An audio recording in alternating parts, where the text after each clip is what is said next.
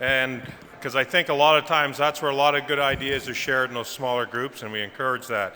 That's why that's been kept as a pretty important part of this conference.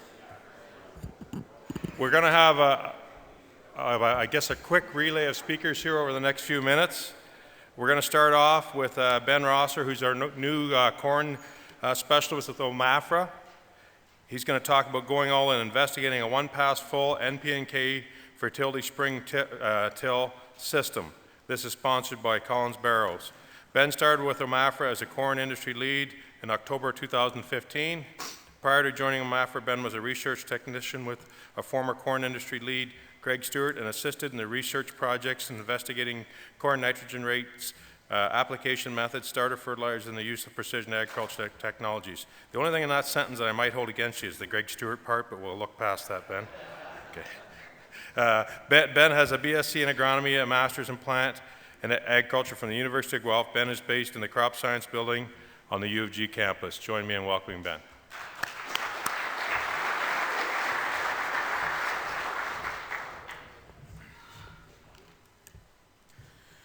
Well, thanks very much. So I'm just going to kind of summarize a project we had on the go here the past couple years. This project was started by Greg when he was still corn specialist, but we've continued on with it, and it was supported by innovative farmers. So, strip tillage research isn't new to Ontario. There was a fair bit of work that was done back in the 90s and kind of early 2000s. And, it kind of showed that strip tillage kind of brought a middle ground between conventional till and no-till.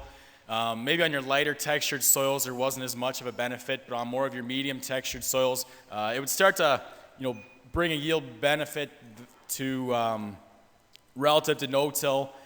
Kind of a compromise between the two systems.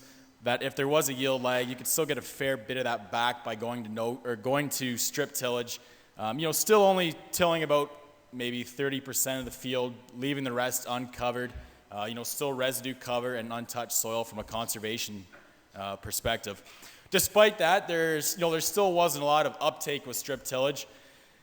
So the idea of this project was to try to combine it in a one simple, easy, single pass system in the spring to try to come over some of the hurdles you might face trying to go from conventional tillage towards a strip tillage system. So, there's maybe a couple downsides of trying to go from conventional tillage to strip tillage. One being nitrogen. If you're a conventional guy and you're putting all your nitrogen on up front, you might have to become a side dresser now, which maybe doesn't excite you a whole lot.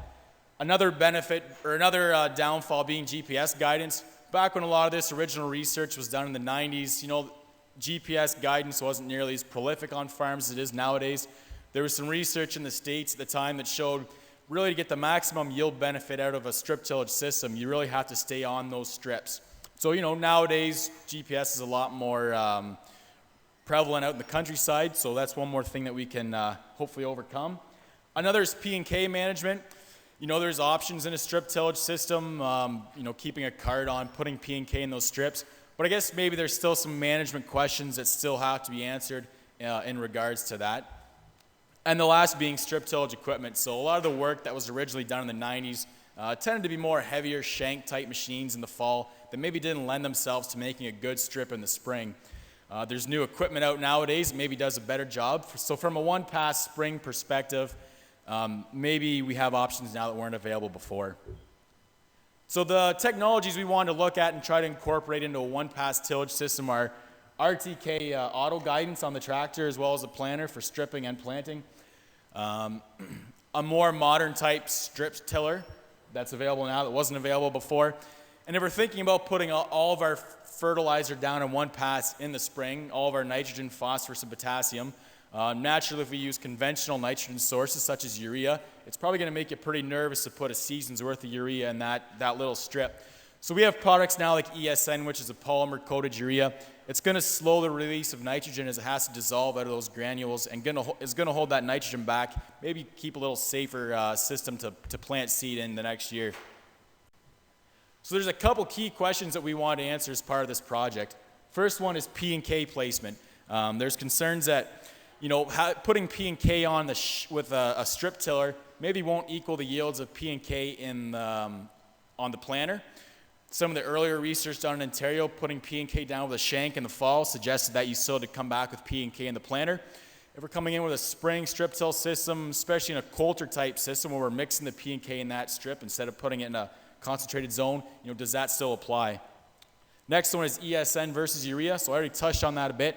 What does ESN bring from a safety perspective that you wouldn't get from urea? Next one is ESN versus side dressing. Is ESN still as safe as a relatively safe method like side dressing UAN? And those are the three questions that we wanted to answer. So this is just a quick overview of our rig. We're a 6-row Don Pluribus coulter strip till unit in the spring, just mounted on a caddy, 3-point hitch on the back. We have a Gandy air box on the back for putting our fertilizer blend through, and we have a tractor with RTK auto guidance. Typically coming in on fields with less residue, soybeans or wheat stubble that's been baled, and typically coming in on soils that are going to lend themselves more to spring strip tillage, sandy, loamy type soils, not as much in the clay or clay loam type soils, and typically on soils that were low to moderate response for P and K. So our fertilizer blends, we included a 1919 blend that we either put through the planter on bare strips or put through the strip tiller as we were making the strips. The planter we would come back onto bare strips. That would give us our comparison between P and K fertilizer on the planter or through the strip tiller. We also included, in the balance of nitrogen on those treatments, we came back and side dressed as UAN. The next treatments we looked at was the all-in NP and K all in the strip, and that was either a urea blend, which the balance of nitrogen was supplied as urea in that fertilizer blend, or an ESN blend where 50% of the nitrogen was supplied as ESN and 50% of the nitrogen was supplied as urea.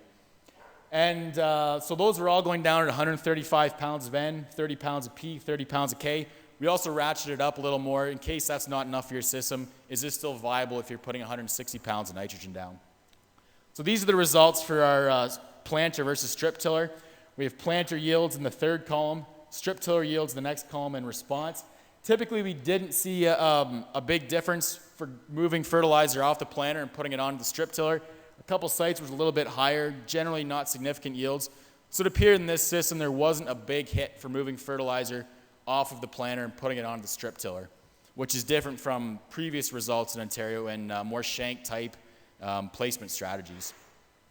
When we looked at ESN versus urea, we saw that there was a yield hit for the urea relative to ESN, ranged from 17, 19 bushels. In this case, they weren't significant either, but I think if we'd done a bit of a different analysis where we combined all the plots and fields in one analysis, we maybe could have teased out a little bit more. Still kind of hard to ignore a 17 and 19 bushel yield difference.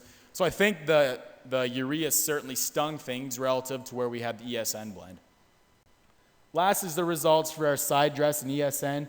Again, the ESN blend didn't yield any less than any of the side dress treatments, suggesting at these fields in 2014 data here that it was no more dangerous to put those ESN blends than it would have been to come back and side dress.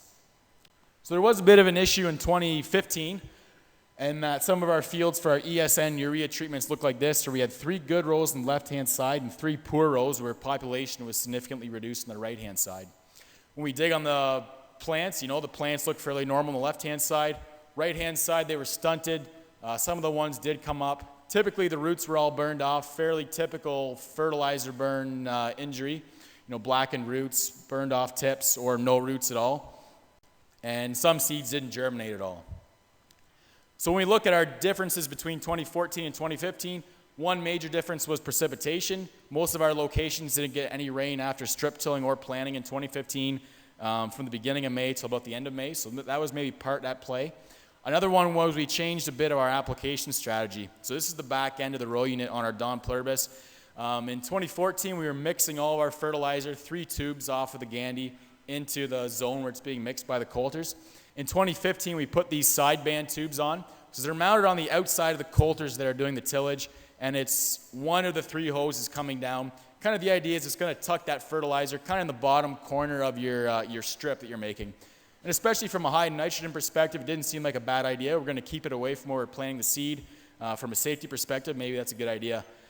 But what we found was when we actually went and dug up our fertilizer strips, those fertilizer on the sideband tubes is actually ending up about the same levels where we're planting our seed. And I think our issue was that these tubes always matter on the inside of the row units where those red hash marks are on this image. And I think if you get a little bit to the left or a little bit to the right of where those zones went down, on one half of the planter, you're getting further away from those hot bands. On the other half of the planter, you're moving the row units closer towards those hot bands, which is likely why we saw the 3 rows that were okay and the 3 rows that were injured. This is just a little quick case study, yields at Elora. We looked at yields on the good strips relative to triple 19, which is in the brown column, ESN in the green columns, and urea in the white columns.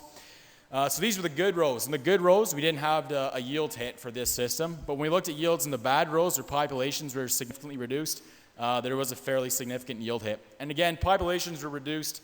In the ESN treatments, maybe not quite as much, but in the ureas down towards 50% of the good rows. So we're talking 30 to 40 bushel hits on the ESN, as much as 60 bushels on the urea treatment. So clearly some risk involved in this type of system. So challenges, fertilizer injury for sure in 2015. Maybe the mixing's a better idea than having any fertilizer applied in a band. We didn't have a good side-by-side within the same year to actually make that comparison, but going forwards is my thing we want to address. Also, can we maybe increase the ESN percentage to make it a little bit safer without holding too much nitrogen back for the corn? And then also, how much of this is a dry year effect. So that's kind of the whole project in a nutshell. Just wanted to thank Don and Delta for providing the strip tiller to us for 2 years, Innovative Farmers for helping support the project, Agriculture Adaptation Council, as well as Grain Farmers of Ontario for financial support as well.